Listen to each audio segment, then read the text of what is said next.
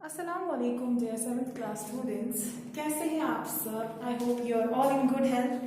I am your English teacher and already you know कि हम जो है लेसन स्टार्ट कर चुके हैं करेज एंड दिस लेसन हमने ऑलरेडी इसके 2 लेक्चर्स दिए हैं. नाउ हम इस इंशाल्लाह आज लेसन को वाइंड अप करेंगे विद द 3rd लेक्चर. तो थोड़ा बहुत मैं आपको रिकैप्चुलेट करवा देती हूँ कि मैंने आपको पहले 2 लेक्चर्स में क्या बताया था करेज के बारे में. आई टोल्ड यू कि करेज होती है हिम्मत किसी भी चीज को सही करने के लिए. जो इंसान में हिम्मत दिखानी पड़ती है वो होती है करेज. इन द सेम वे मैंने आपको सेकंड लेक्चर में बताया कि 3 तरीके की हमने जो 2 लेक्चर्स पढ़े उनमें हमने एट द एंड 3 तरीके की करेज का जिक्र किया. एक तो थी फॉर वंस ओन सेल्फ, एक करेज जो हम खुद के लिए इस्तेमाल करते हैं. दूसरी हमने पढ़ी फॉर अदर्स जो हम दूसरों के लिए करेज का इस्तेमाल करते हैं. एंड थर्ड वन थी मॉरल करेज, सही रास्ते पे चलना, सही करना. भले ही हमारे आगे कोई भी क्यों ना हो हमें अपना सही करना है और उसको उस सही रास्ते पे चलने के लिए जो करेज की जरूरत होती है वो होती है हमारी moral courage. And I also told you कि जो करेज होती है सही रास्ते पे आना एंड सही रास्ते पे चलना, दीज आर 2 डिफरेंट थिंग्स. सही रास्ते पे आना जो है आसान है, लेकिन सही रास्ते पे कायम रहना, सही रास्ते पे कंटिन्यू फॉलो करना सही रास्ते को, उसके लिए हमें क्या लगती है, उसके लिए हमें ज्यादा करेज लगती है, ग्रेटर करेज लगती है. Now coming to the text, listen to the parable of the hen and her chicks. अब हमें इस लेसन में एक पैराबल दिया हुआ है. पैराबल हम बोलते हैं एक स्टोरी को, ठीक है. वो स्टोरी जिसका एक खास मानी होता है, एक मॉडल होता है, एक लेसन होता है. स्टोरी मॉरल, ठीक है, जिसके पीछे कोई मकसद होता है, जिससे हमें कोई सबक मिलता है, कोई सीख मिलती है, दैट्स कॉल्ड पैराबल. और जो पैराबल है ये हमें एक हैन के बारे में है और उसकी चिक्स के बारे में है. Siddhartha, the blessed one, used to enjoin on his disciples that they should always try to do their very best and trust to the best to bear its own fruit. तो सिद्धार्थ मैंने आपको last lecture में बताया था, गौतम बुद्ध को बोलते हैं, जो वो कहते हैं कि वो लोग एंजॉय का मतलब होता है इंस्ट्रक्ट करना, ठीक है, या अर्ज करना, किसी को हुक्म देना, किसी को इंस्ट्रक्ट करना, ठीक है, किसी को हुक्म देना, ठीक है. तो जो सिद्धार्थ थे, लॉर्ड बुद्धा थे, उन्होंने अपने डिसिपल्स बोलते हैं फॉलोअर्स को, ठीक है. डिसिपल्स आर फॉलोअर्स या जिनको हम शागिर्द कहते हैं, ठीक है, शागिर्द. तो जो गौतम बुद्धा थे उन्होंने अपने जो फॉलोअर्स थे, उनके शागिर्द थे, उनको वो हमेशा ये चीज सिखाते थे कि इंसान को क्या कोशिश करनी चाहिए, हमेशा अपना ट्राई करने का, अपना बेस्ट देने का, ठीक है. अगर हम कोई भी काम कर रहे हैं तो हमें अपना बेस्ट, अपना 100% देना चाहिए हर किसी काम में. और हमें हमेशा क्या इस उम्मीद में रहना चाहिए कि हमने अपना बेस्ट दिया है और हमें इसका बेस्ट फ्रूट मिलेगा, ठीक है. हमने अपना 100% दिया है तो हमें इसका फल भी जो है वो बेहतरीन मिलेगा, बहुत अच्छा मिलेगा. अब स्टोरी क्या है? Just as he would say, a hen lays her eggs and sits over them without worrying over the question whether the little chicks would be able to break out of their shells and see the light of day.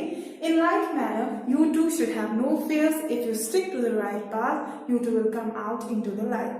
तो अब ये story ये है कि जैसे एक मुर्गी होती है, ठीक है, एक hen होता है, वो जब अपने अंडे देती है उसके बाद क्या होता है, जब वो उन पे बैठ जाती है ताकि किस लिए, ताकि वो उनमें से हैच कर सके चिक्स को. तो जो ही वो अंडों पे बैठती है उसको नहीं पता होता है कि इन जो अंडे हैं इनमें से चिक्स निकलेंगे, चूजे निकलेंगे या नहीं निकलेंगे, लेकिन उसको क्या होती है, होप होती है, ठीक है, होप होती है कि शी होप्स कि वहां से अंडे आए. And in like manner, you too should have no fears. If you stick to the right path, you too will come out into the light. तो जो गौतम बुद्धा है उन्होंने वहां पे अपने डिसिपल्स को ये नसीहत दी कि जैसे सेम वे में जो हैन होती है उसको नहीं पता होता है रिजल्ट क्या आएगा, सिर्फ फिर भी वो अपना बेस्ट देती है. इन द सेम वे हमें हमेशा क्या सही रास्ते पे कायम रहना चाहिए, हमें कोई डर नहीं रखना चाहिए अपने अंदर, हमें अच्छे रास्ते पे चलना चाहिए और हमें भी उसी रास्ते पे चल के क्या मिलेगी, कामयाबी हासिल होगी. To walk to the straight path, brave the storms and darkness and suffering, and persevere, advancing always and in spite of all on towards a life. This is true courage. तो गौतम बुद्ध ने यहाँ पे लोगों को मतलब इन डिसिपल्स को मतलब सिखाया है ट्रू करेज, ठीक है। सही मायने में करेज किसे कहेंगे वो इन्होंने इस पैराबल के जरिए बताया है, और उनके हिसाब से क्या होती है सही करेज? सही रास्ते पे चलते रहना, ठीक है, सही रास्ते पे चलते रहना, और brave the storms and darkness and suffering. Suffering का मतलब क्या होता है? पेन, हार्डशिप, ठीक है। सफरिंग इज पेन और हार्डशिप, पेन, हार्डशिप। तो उन्होंने इस पैराबल के जरिए ये बताया कि इंसान को सही रास्ते पे चलते रहना चाहिए और तूफानों का सामना बहादुरी से करना चाहिए, हर किसी पेन का सामना करना चाहिए। तो तब जाके एक इंसान जो है वो क्या हो सकता है, वो सही रास्ते पे रह सकता है, और यही ट्रू करेज होती है। इन्होंने यहाँ पे जिक्र किया है persevere,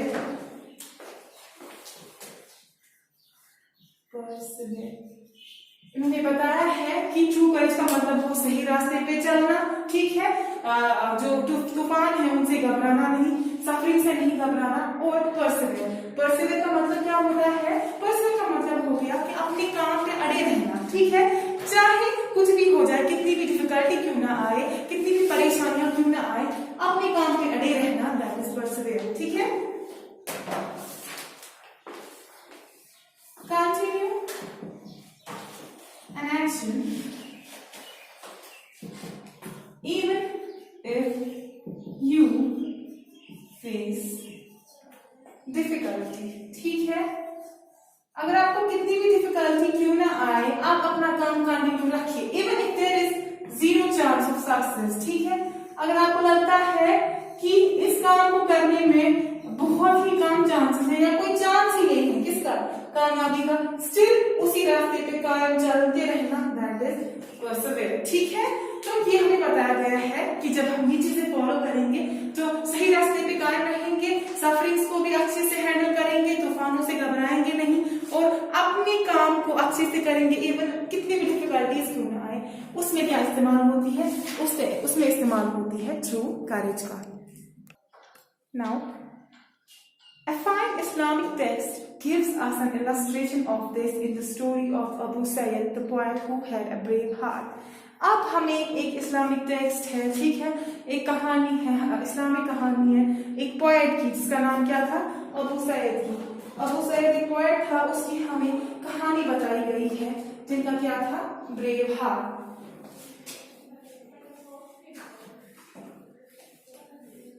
He's a poet. Abu Syed वो एक पोएट थे, उनकी कहानी हमें बताई गई है कि वो कितनी बहादुर थे, दिलेर थे। उनकी कहानी में ही हमें पता चल जाएगा कि सही मतलब क्या होता है करेज का। Now let us read. His friends, who had been told he was suffering from fever, called one day to see how he was. They were met at the gate by the poet's son, who had a smile on his lips as the sick man was better. They went in and sat down in the room where the patient lay, but they were surprised to find him chatting with his usual good humor. तो कहते हैं एक बार क्या हो गई, जो अबू सैयद थे उनकी तबीयत जो है वो खराब हो गई, वो बीमार हो गए, और उसके बाद क्या हुआ, जो उसके फ्रेंड्स थे उनको जब पता चला उनकी बीमारी के बारे में, तो उन्होंने डिसाइड किया कि वो जाएंगे उनके घर उनका हाल चाल पूछने के लिए, ठीक है। तो जो ही वो उनके गेट पे पहुंचे, वहां उनको उनका सन मिला जो कि स्माइल कर रहा था, जिससे उनको क्या पता चला कि जो अबू सैयद है अब शायद उनकी तबीयत जो है वो कुछ हद तक बेहतर है। तो उस बीच क्या हुआ कि जो ही वो अंदर पहुंचे, उन्होंने देखा कि जो अबू सैयद थे वो वहां कमरे में बैठे हुए थे, बीमार ही थे, और मतलब उनको वो शॉक में रह गए, वो सरप्राइज रह गए, हैरान रह गए ये देख के कि अबू सैयद जो थे वो बीमार ही थे, बट उनका अभी भी गुड ह्यूमर जो था दैट वाज स्टिल देयर, ठीक है। यानी कि गुड ह्यूमर, यानी कि जो उनकी बात करने का तरीका था, मजाकिया अंदाज में जिस तरीके से वो बात करते थे, वो बीमार तो थे लेकिन फिर भी उन्होंने हिम्मत नहीं हारी थी, ठीक है। वो जैसे रोजमर्रा अपनी फ्रेंड से किया करते थे, इन द सेम वे वो आज भी क्या अपनी फ्रेंड से क्या करने लगे, बातें करने लगे, उसी अच्छे अंदाज में बातें करने लगे। Then, as the day was hot, he went off to sleep and his friends slept too. It was almost evening by the time they awoke. The poet had refreshment served to his guests and incense burning, filling the room with fragrance. He said his prayers, then got out of bed and recited a little poem of his. उसके बाद क्या होता है, जो उस दिन जो कि बहुत गर्मी थी, ठीक है, तो अबू सैयद जो है वो सो गई, और जो ही वो सो गई तो उनके फ्रेंड जो थे वो भी दोपहर में क्या हो गए, वो भी क्या सोने लगे। और जब शाम को उनकी नींद खुली इवनिंग में, उन्होंने क्या देखा, जो अबू सैयद थे उन्होंने उनके लिए रिफ्रेशमेंट्स का इंतजाम कर रखा था, ठीक है। रिफ्रेशमेंट्स किसे कहते हैं, खाने पीने का इंतजाम, ठीक है, स्नैक्स या ड्रिंक्स जिसे हम कह सकते हैं, किसी के लिए कुछ खाने पीने का इंतजाम करना, वो होता है रिफ्रेशमेंट। तो उन्होंने देखा कि वो जो खुद बीमार थे उसके बावजूद भी वो क्या कर रहे थे, वो अपने फ्रेंड्स को रिफ्रेशमेंट सर्व कर रहे थे, और उन्होंने कमरे में क्या जलाई थी, इंसेंस, ठीक है। इंसेंस किसे बोलते हैं, अगरबत्ती जिसे हम बोल सकते हैं, ठीक है, अगरबत्ती होती है ना, इंसेंस स्टिक जिसे बोलते हैं। तो उन्होंने वही अगरबत्ती जलाई थी अपने कमरे में, और जो पूरा कमरा था वो महक रहा था खुशबू से, इसी फ्रेग्रेंस मींस स्मेल, ठीक। तो इसी फ्रेग्रेंस से पूरा कमरा जो था वो महक रहा था, यानी कि वो बीमार थे, बीमार होने के बावजूद भी उन्होंने क्या किया, उन्होंने अपने दोस्तों को रिफ्रेशमेंट्स दी, उसके बाद एक अच्छी सी इंसेंस स्टिक जलाई, और जिसके जरिए उन्होंने क्या किया, उनको मतलब अच्छी खुशबू फैल गई उनके कमरे में। और उसके बाद वो उठे, उन्होंने नमाज पढ़ी, और नमाज के बाद उन्होंने क्या किया, उन्होंने एक छोटी सी पोएम जो उन्होंने लिखी है वो अपने दोस्तों को सुनाई। क्या थी वो poem, Despair not in your grief, for a joyous hour will come and take it all away. The burning simoon may blow and yet change into a gentle breeze. A dark cloud may form, and still a torrent of rain may not pour. A fire that breaks out may get extinguished, soon leaving chest and casket untouched. Pain does come, but it leaves no trace. So keep up the patience when agonies come, for time is the great wonder worker, and attend on the peace of God if you would have untold lessons. तो ये वो poem थी जो अबू सईद ने अपने friends को सुनाई। अब इस पोएम का मतलब क्या है, डिस्पायर नॉट योर ग्रीफ, डिस्पायर इन अपने गम जो होते हैं, गमों में हमें उम्मीद नहीं हारनी चाहिए, ठीक है।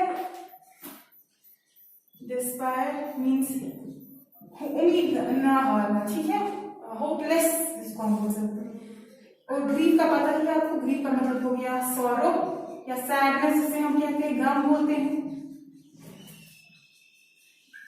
तो क्या कहा गया है कि अगर हमारी जिंदगी में कभी कोई गम आए तो हमें ना उम्मीद नहीं होना चाहिए, हौसला नहीं आना चाहिए, हारना चाहिए, पर joys hour will take it all away, यानी कि एक अच्छा टाइम आएगा और इस सारे गम को लेके चला जाएगा। जॉयस मीन्स हैप्पी, ठीक है, एक अच्छा वक्त आएगा, वो इस गम को अपने साथ ले जाएगा, और आप भूल जाओगे कि आपकी जिंदगी में कभी कोई दुख था।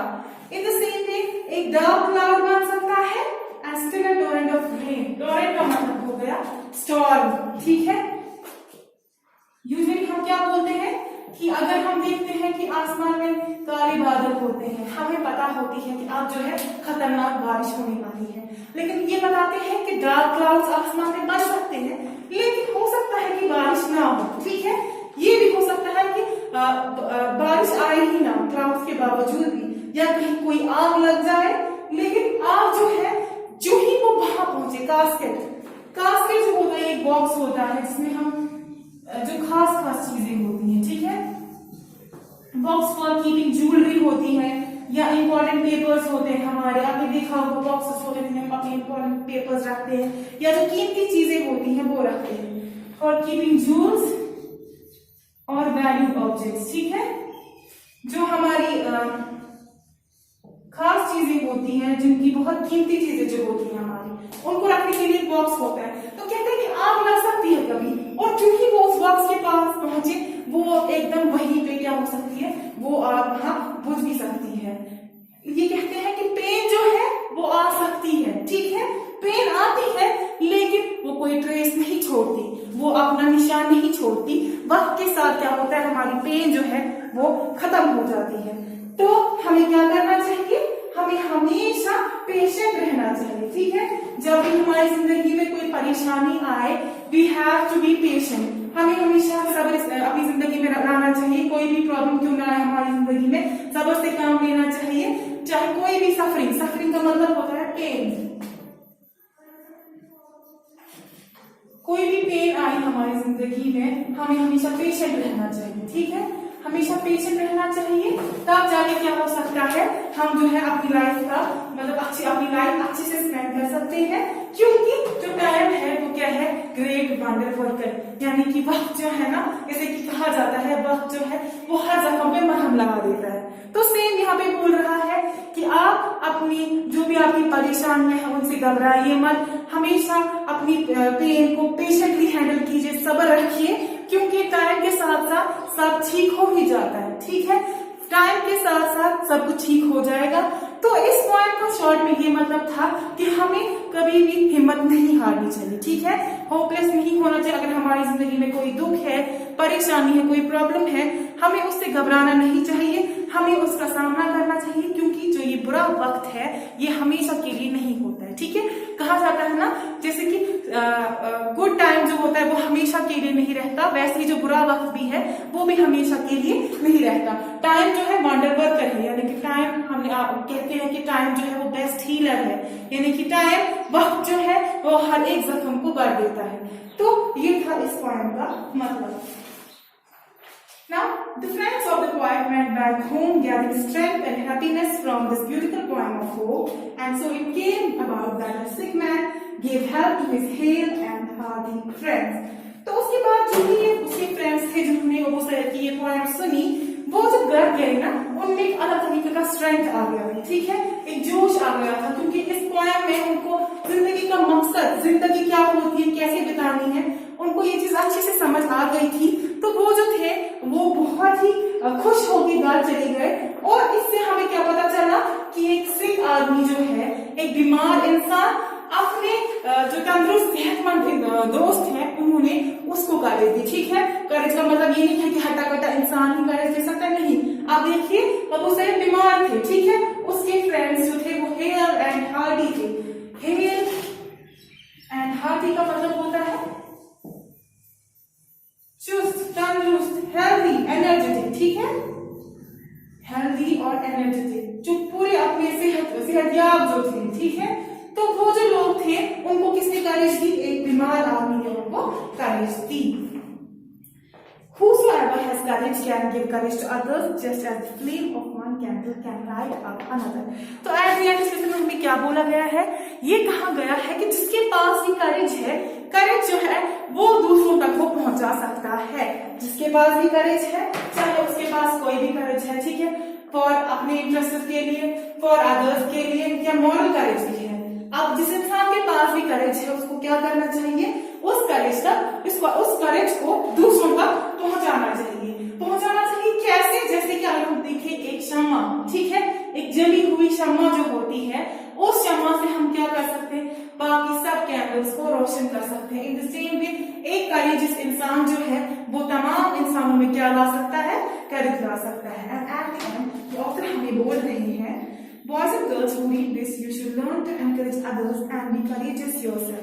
तो एट द एंड हमें इसमें ये बोला गया है कि जो ये लेसन पढ़ रहे हैं, आप बच्चे, आप बॉयज, आप गर्ल्स जो ये लेसन पढ़ रहे हैं, आपको हमेशा अपनी जिंदगी में किस चीज का इस्तेमाल करना चाहिए, करेज का इस्तेमाल करना चाहिए। कैसे इस्तेमाल करना चाहिए, एक तो आपको दूसरों को भी एनकरेज करना चाहिए, ठीक है, अच्छे कामों के लिए उनको हिम्मत देनी चाहिए, और खुद भी हमेशा करेजियस रहना चाहिए, ठीक है, हमेशा खुद भी मोटिवेटेड रहो।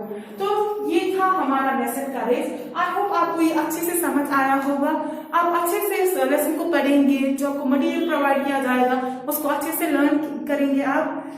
तब तक के लिए टेक केयर, अल्लाह हाफिज।